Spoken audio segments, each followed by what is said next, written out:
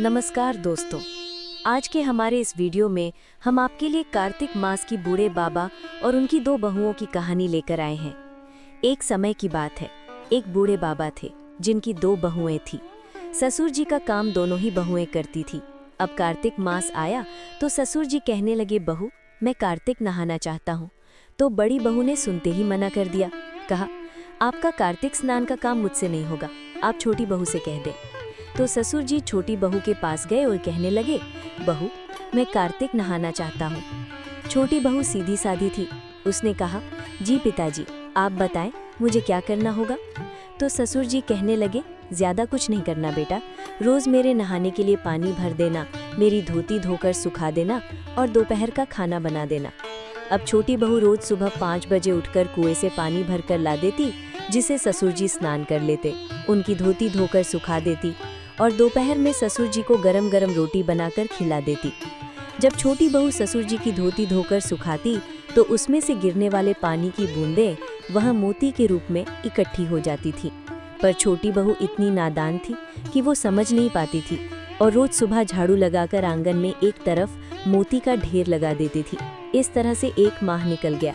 अब कार्तिक महीना खत्म होने आया तो ससुर जी ने कहा, बहू मैं कार्तिक समाप्त होने से पहले 2-4 ब्राह्मणों को खाना खिलाना चाहता हूँ।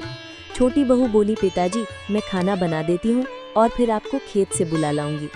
बहू खाना बनाकर ससुर जी को खेत में बुलाने जाती है और कहती है, पिताजी मैंने खाना बना दिया है, आप घर जाकर ब्राह्मणों को खाना खिला दे और मैं खेत की रखवाली कर लेती हूँ। ये सुनते ही पिताजी घर चले जाते हैं। अब छोटी बहू सोचती है, कार्तिक महीने में ब्राह्मणों को तो खाना खिला रहे हैं और चिड़ियाओं को उड़ा रहे हैं। राम जी की चिड़िया, राम जी का खेत। ये सोचकर वो चिड़िया को दाना खाने देती है और चद्दर तानकर सो जाती है। जब चिड़िया दाने चुग रही होती है तो जो दाने जमीन पर गिरते हैं वो हीरे मोती बन जाते हैं। धीरे धीरे उनका पूरा खेत हीरे मोती से जगमगाने लगता है। पास ही में बड़े भाई का खेत था। वो देखता है कि छोटे भाई का खेत हीरे और मोतियों से जगमगा रहा है। बड़े बेटे से रहा नहीं जाता। वो अपने पिताजी से पूछता है, इसका क्या कारण है। पिताजी कहते हैं, बेटा हम पर तो कार्तिक महाराज की कृपा हुई है। बड़ा भाई जाकर अपनी पत्नी को सारी बात बताता है। उसकी पत्नी के मन में लालच आ जाता है और वो मन ही मन सोचती है, ससुर जी ने तो पहले मुझसे कहा था, मैंने क्यों मना कर दिया।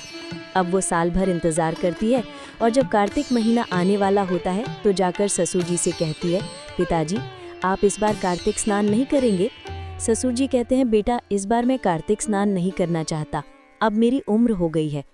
तो बड़ी बहू चिढ़ जाती है और गुस्से में कहने लगती है, आपने छोटी बहू को तो मालामाल कर दिया, अब मेरी बारी आई तो कहते हैं मेरी उम्र हो गई है। नहीं पिताजी आपको कार्तिक स्नान करना ही होगा। ससुर जी थक हार कर हाँ कर देते हैं। बड़ी बहू हीरे मोती के लालच में ससुर जी का बहुत ख्याल रखती। सवेरे कुएं से पानी लाकर उनके लिए भर देती, उनकी धोती धोकर सुखा देती। धोती सुखाते वक्त उसे निचोड़ती नहीं थी, जिससे ज्यादा पानी गिरे और ज्यादा मोती इकट्ठे हों। उस पानी से कोई हीरे मोती तो नहीं बने, पर जमीन में गड्ढे जरूर हो गए। इधर कार्तिक महीना खत्म होने आया। उसने पिताजी से कहा, पिताजी एक ब्राह्मण को न्योता दे देती हूँ। अब वो जल्दी से खाना बनाकर ससुर जी को बुलाने खेत पर चली गई और खुद खेत की रखवाली करने लगी। खेत में कोई भी चिड़िया दाना चुगने आती तो वो उसे भगाकर कहती, कोई भी एक भी दाना मत खाओ, अभी ये सब मेरे हीरे मोती बनने वाले हैं। धीरे धीरे शाम हो गई। शाम तक उसके खेत में कोई हीरे मोती के ढेर नहीं बने, बल्कि उसकी बालियों में दाने भी नहीं रहे। तो वो ससुर जी के पास लड़ने पहुंची।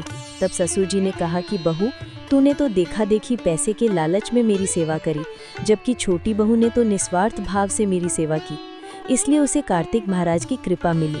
और तूने देखा देखी करी, लालच करा तो तेरी फसल भी खराब हो गई। हे कार्तिक महाराज, जैसे छोटी बहू पर कृपा करी वैसे सब पर करना, और जैसे बड़ी बहू पर करी वैसी किसी पर मत करना। कथा अधूरी हो तो पूरी करना और पूरी हो तो मान करना।